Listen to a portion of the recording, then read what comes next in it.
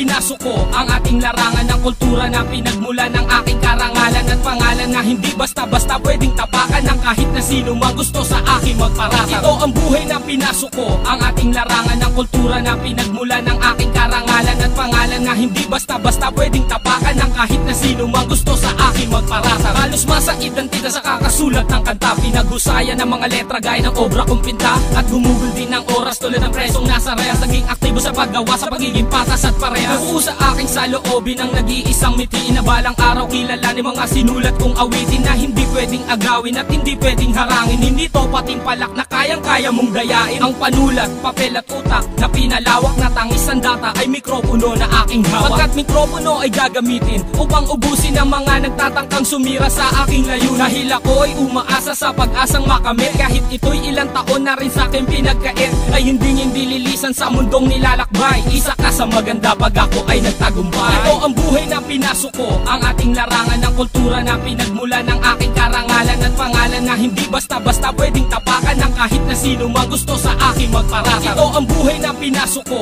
ang ating larangan ng kultura na pinagmula ng aking karangalan at pangalan na hindi basta-basta pwedeng tapakan ng kahit na sino magusto sa aking magparatang. Hindi nagbago ng prinsipyo sa sariling kalidad, nagtiwala sa sarili mula sa mura kong edad at dala ng pagkabata ang mga munting konsepto na hindi pinapanigan ng mga maling aspeto ng ating musika. Kahit nag-iiba ang klima, kung sinasandalan ay gumagawa rin na sistema na mali.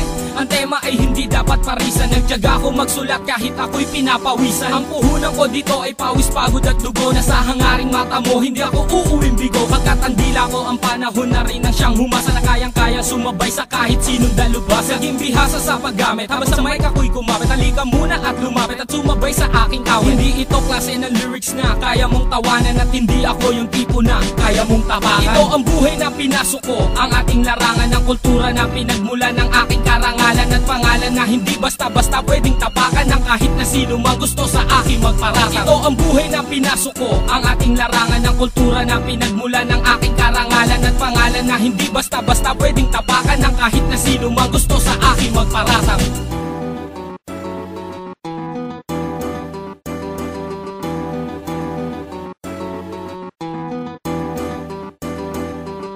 At dumating na ang aking pagkakataon, tinatamasa ko ngayon mga pangarap ko noon. Marami na ang bumabate kahit di ko kakilala, na kahit san mapunta ay kanilang naaalala. Ang rapper nakapreso, nakaposa sang kamay, ikay kumapit sa speaker at baka ka matangay. At wag mo kong yayabangan, narating mo ang lahat. Ang pagsikat ng isa ay pag-angat din ng pangkat, nagkalaman din ng pitaka at nagkaroon ng pera, pumipirma ng autograph at dumadami ang pamorma. Hindi ka bagay mag-artista para gumawa ng usap, pagkat ang aking pangungusap tada na ang siya sumulat at namulat sa industriya. At tulad kong apena, kung marami ang kalaban mas maraming kakampi. Ito ang unang hakbang sa aking pakikipagtuos, mic ko sa real voice representing Dos Talentos. Ito ang buhay na pinasok ko ang ating larangan ng kultura na pinagmula ng aking karangalan at pangalan na hindi basta-basta pwedeng tapakan ng kahit na sino magusto sa aking magparatang. Ito ang buhay na pinasok ko ang ating larangan ng kultura na pinagmula ng aking karangalan at pangalan na hindi basta-basta pwedeng tapakan ng kahit na sino magusto sa aking magparatang. Ito ang buhay na pinasok ko ang ating larangan ng kultura na pinagmula ng aking karangalan at pangalan na hindi basta-basta pwedeng tapakan ng kahit na sino magusto sa aking magparatang. Ito ang buhay na pinasok ko ang ating larangan ng kultura na pinagmula ng aking karangalan at pangalan na hindi basta-basta pwedeng tapakan ng kahit na sino magusto sa